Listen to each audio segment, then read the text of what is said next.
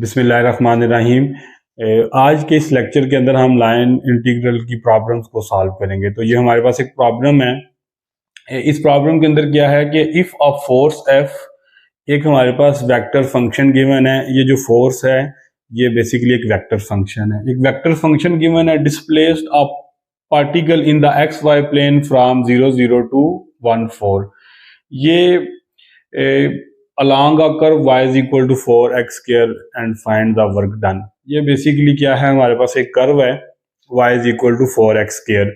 तो इससे हमें ये पता चलता है कि जो 4x square है या जो x square होता है ये एक पैराबोलिक फंक्शन होता है। तो हमारा जो कर्व है वो क्या है, पैराबोलिक पाथ में है। और उस कर्व के ऊपर हमें दो पॉइंट्स दिए हुए हैं एक्स वाई प्लेन में। ये 0 0 to 1 4, इसका मतलब ये है कि ये इनिशियल पॉइंट है। यहाँ पे x की वैल्यू 0 है और y की भी वैल्यू 0 है, और यहाँ पे x की वैल्यू 1 है जिसे आप एब्सिसा कहते हैं, और जो ऑर्डिनेट है वो हमारे पास क्या है, 4 है। तो अगर इसकी थोड़ी सी ज्योमेट्री को हम देख लें तो इसकी ज्योमेट्री कुछ इस तरह से होगी कि हमारे पास एक इस तरह से पैराबोलिक पाथ है,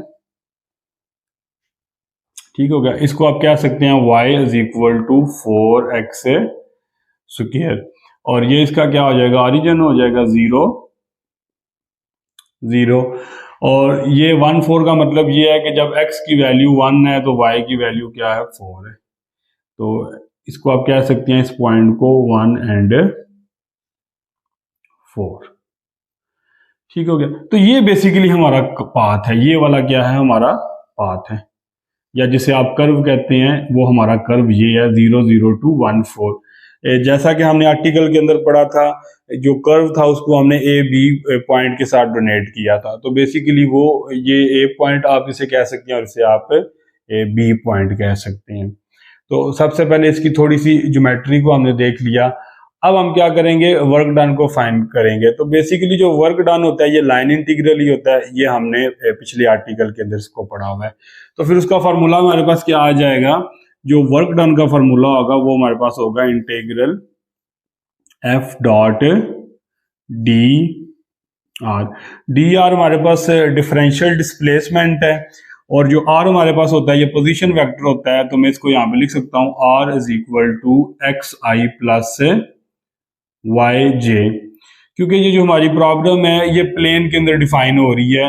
जो हमारा फोर्स जो हमारे पास वेक्टर फंक्शन है उसके अंदर भी हमें एक्स और वाई वेरिएबल मिल रहे हैं, और जो हमारा कर्व है उसमें भी एक्स और वाई वेरिएबल है, और ये पॉइंट भी हमारे पास ऑर्डिनरी पेयर में है। तो इसलिए हम पोजीशन वेक्टर को क्या लेंगे, 2 डायमेंशन में लेंगे या प्लेन के अंदर लेंगे। तो हमारे पास पोजीशन वेक्टर क्या आ जाएगा, R is equal to X I plus Y J. तो इसका आप डिफरेंशियल ले लें तो डी आर हमारे पास क्या आ जाएगा, D x I plus D Y जे हमारे पास क्या आ जाएगा, इसका डिफरेंशियल आ जी। तो इसका हम डिफरेंशियल लेंगे, डिफरेंशियल डिस्प्लेसमेंट लेंगे तो वो हमारे पास क्या आ जाएगा, D x I plus D Y जे हमारे पास आ जाएगा डिफरेंशियल डिस्प्लेसमेंट।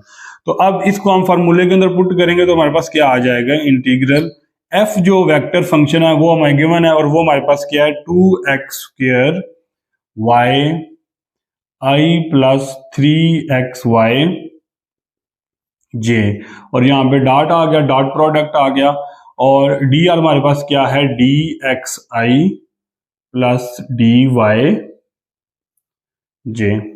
तो हमने क्या किया कि इन दोनों की वैल्यूज को अपनी प्रॉब्लम में से लेके यहाँ पे पुट कर दी।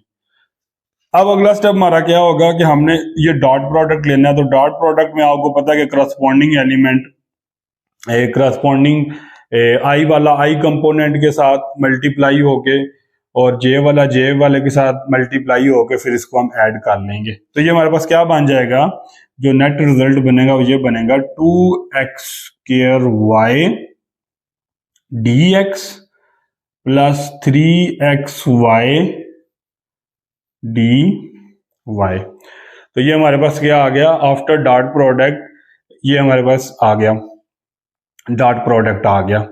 अब हमने क्या करना है, अब हमने लिमिट्स को लेना है, और लिमिट्स को लेने से पहले हमें यहाँ पे थोड़ा सा ये देखना पड़ेगा कि हमारा जो इंटीग्रल है یہ جو فنکشن ہمارے پاس آ رہا ہے یہ ایکس ویریبل میں بھی آ رہا ہے اور وائی ویریبل میں بھی آ رہا ہے.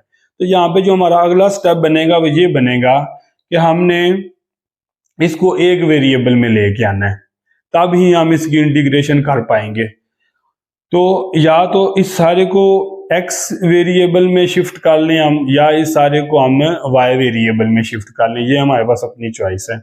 یہ ہم کس طرح اس کو شفٹ کریں گے, اس کے لیے ہمیں نا یہ فنکشن گیون ہے جو کرو ہے ہمارے پاس y is equal to 4x². تو اس کا مطلب یہ ہے کہ x اور y کے درمیان ہمارے پاس ریلیشن موجود ہے, تو ہم ان کو شفٹ کر سکتے ہیں ایک ویریبل کے اندر. تو اس کو ہم کیسے شفٹ کریں گے وہ ذرا آپ دیکھ لیں کہ ہمارے پاس کیا آ جائے گا, y is equal to 4x². یہ ہمارے پاس y is equal to 4x² ہے.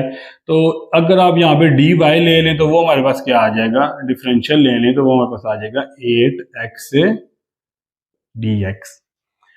تو ہمارے پاس y is equal to 4x² آ گیا اور اس کا ڈیفرینشیل بھی ہمارے پاس آ گیا ان ٹرم آف x. تو اب اس ریلیشن کے اندر, اس ایکسپریشن کے اندر جہاں پہ y ہے وہاں پہ 4x² پٹ کر دیتے ہیں, اور جہاں پہ ڈیفرینشیل dy ہے وہاں پہ 8x dx پٹ کر دیتے ہیں. تو پھر یہ والا جو ایکسپریشن ہوگا یہ سارا ہمارا x کے اندر شفٹ ہو جائے گا.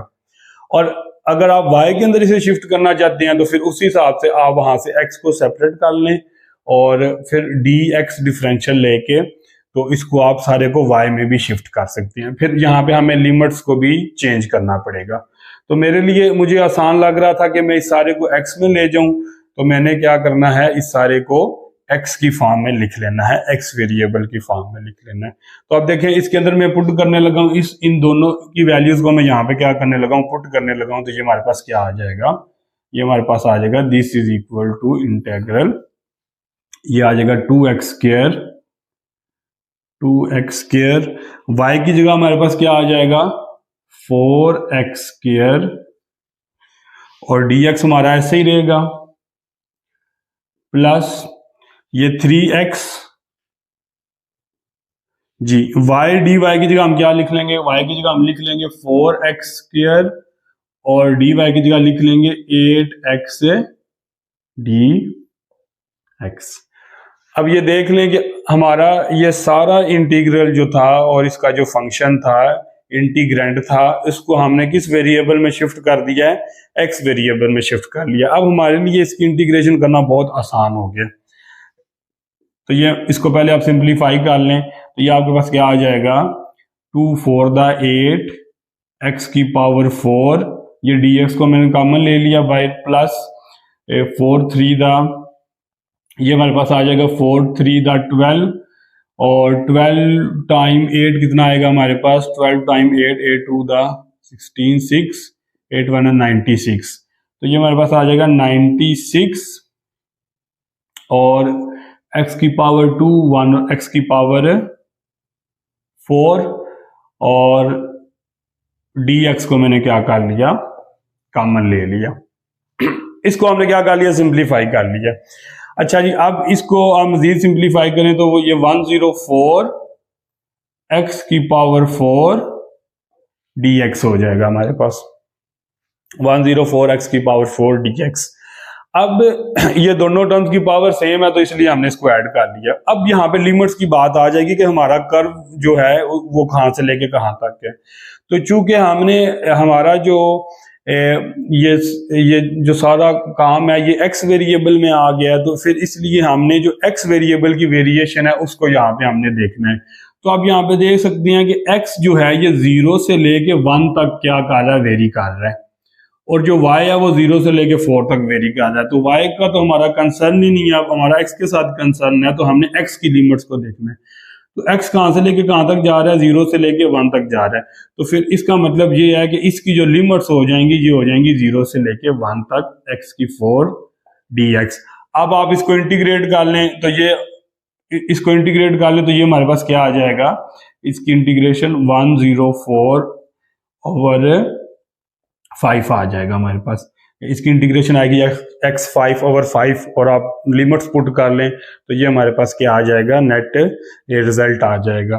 تو اس طریقے سے ہم نے کیا کیا کہ ورک ڈن کو فائنڈ کیا, اور جو ورک ڈن ہوتا ہے بیسیکلی وہ لائن انٹیگرل ہی ہوتا ہے.